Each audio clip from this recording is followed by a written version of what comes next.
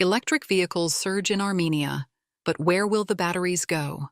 Article by Hranush Dermoyan, published on June 16, 2025, on EVN Report. Over the years, I've played a little mind game, observing Yerevan's changing vehicle landscape as a window into Armenia's transformation. About 10 to 15 years ago, Soviet-era vehicles and their Russian successors began to gradually lose their once dominant presence on Yerevan's streets, making way for foreign-made cars, European, Japanese, Korean, and American. The shift continued steadily over the following decade. Now, seeing a Soviet or Russian car on the streets of Yerevan has become a rare occurrence. The first Teslas began to appear about 5 years ago, with Volkswagen's ID series following soon after. Today, Yerevan streets showcase a wide array of electric vehicles, EV, including numerous Chinese EVs, so many that their various brand names remain unfamiliar to most people. The Armenian government has introduced several legislative measures to modernize the country's vehicle fleet. A 2019 law significantly increased customs fees for vehicles older than 5 years, leading to an influx of newer cars in Armenia, including electric vehicles. In 2022, the government took another step by exempting a certain quantity of EVs imported annually from customs duties. Since new electric vehicles, especially Chinese-made models, are often cheaper than fuel-powered ones, Yerevan streets have seen a noticeable surge in EVs. These cars now represent 16% of Armenia's car imports from China. Armenia's EV adoption reflects, albeit modestly, the worldwide surge in electric vehicles. In 2023, nearly 14 million new electric cars were registered worldwide, expanding the global EV fleet to 40 million. Sales jumped 35% from 2022, more than 6 times higher than 5 years prior. Electric cars made up 18% of global vehicle sales in 2023, climbing from 14% in 2022 and a mere 2% in 2018. The global EV market, however, remains concentrated in just a few regions. China dominates with nearly 60% of new electric car purchases in 2023, while Europe accounts for almost 25% and the United States for 10%. These 3 markets comprise about 95% of global EV sales. Meanwhile, countries like Japan, India, and certainly Armenia trail significantly. EVs outperform traditional gas-powered vehicles in several ways. They emit no exhaust, run without fossil fuels, operate quietly, and offer the convenience of being charged at home. The narrative, however, around EVs comes with some complications, especially in countries like Armenia. While they promise a cleaner future, questions arise about managing these vehicles, particularly their lithium-ion batteries, at the end of their life cycle. Armenia's recycling and safe disposal systems for hazardous materials remain inadequate. Without proper infrastructure, the rapid adoption of EVs may create future environmental challenges. Number of electric vehicles on the rise in Armenia. According to data provided to EVN Report by the State Revenue Committee, Armenia's first EV imports occurred in 2017, totaling just 32 vehicles.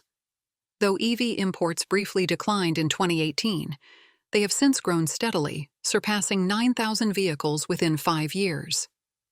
The Armenian government's introduction of a customs exemption policy in 2022 to promote cleaner transportation allowed EVs to be imported duty-free under an annual quota system. The initial quota for that year was set at 6,400 vehicles, with 2,962 imported under this exemption. In 2023, the quota increased to 7,400 and 5,584 electric vehicles entered the country. The 2024 quota remained unchanged until it was exhausted, prompting the government to add an additional 600 units, 512 of which were imported in just 5 days.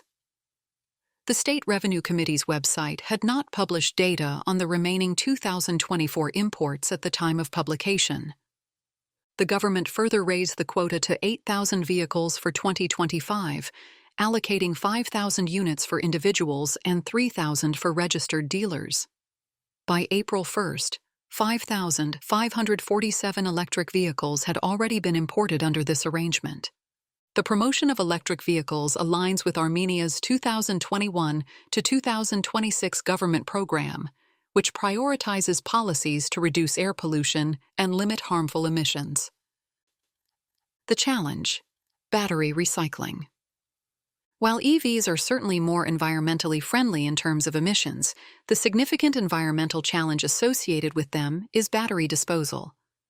Most electric vehicles use lithium-ion batteries that are safe during normal operation. But if these batteries are damaged or improperly discarded, they can release toxic substances like lithium, cobalt, and nickel. These chemicals can contaminate soil and water, and when burned, pollute the air. Globally, lithium-ion battery recycling is still developing, and Armenia is no exception. Yet Armenia's relatively recent EV adoption gives the country an advantage. There's still time to develop proper recycling systems through targeted investments and policies. The average lifespan of an EV battery ranges from 10 to 20 years, influenced by driving habits, climate, and maintenance.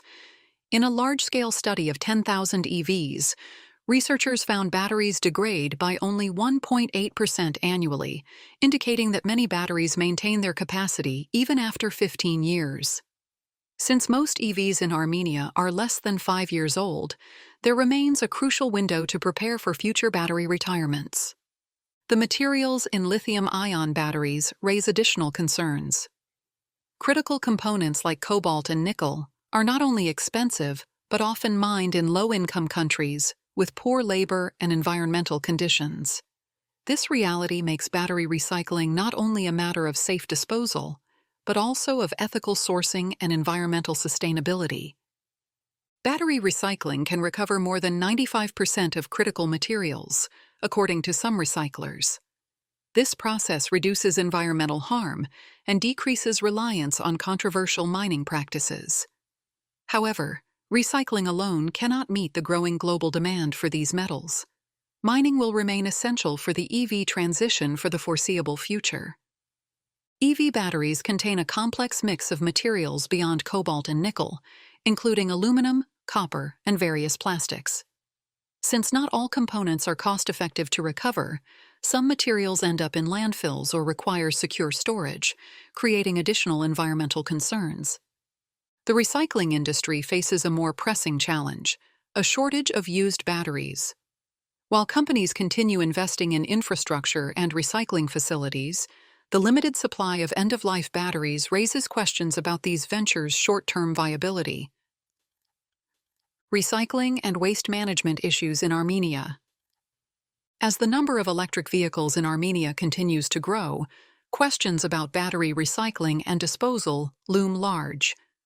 These challenges are particularly daunting, given the country's ongoing waste management difficulties and lack of large-scale recycling infrastructure for basic materials like paper, plastic, and glass. Armenia faces serious challenges in waste management, recycling, and hazardous waste disposal. The country generates about 700,000 tons of household waste annually, which primarily ends up in around 300 unmonitored landfills lacking basic sorting systems.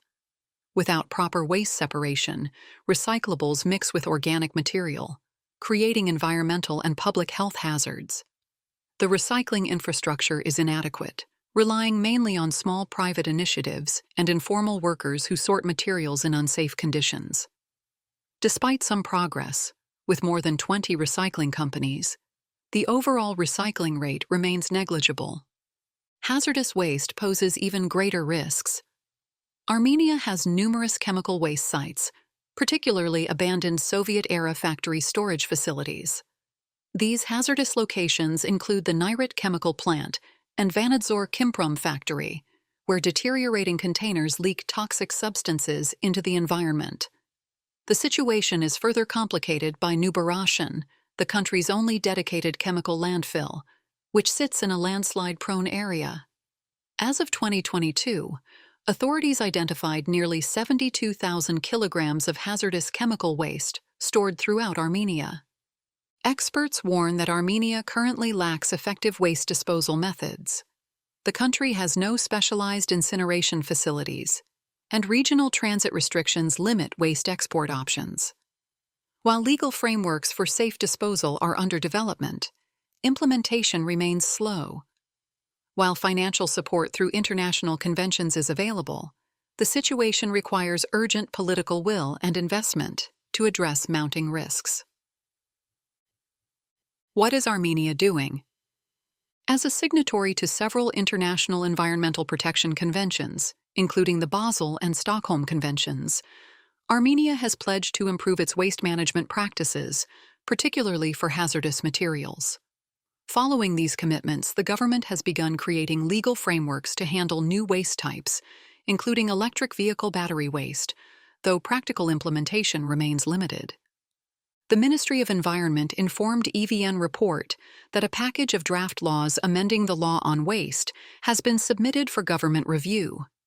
If adopted, these amendments would modernize the system for permits and licenses while aligning Armenia's waste management regulations with EU directives.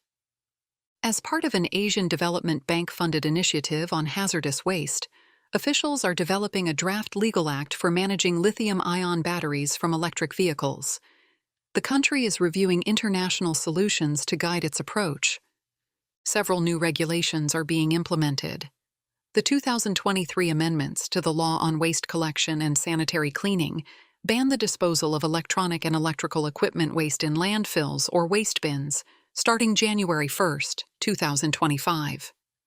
Landfill operators who violate this regulation face fines of up to 300 times the minimum monthly wage under the Administrative Offenses Code.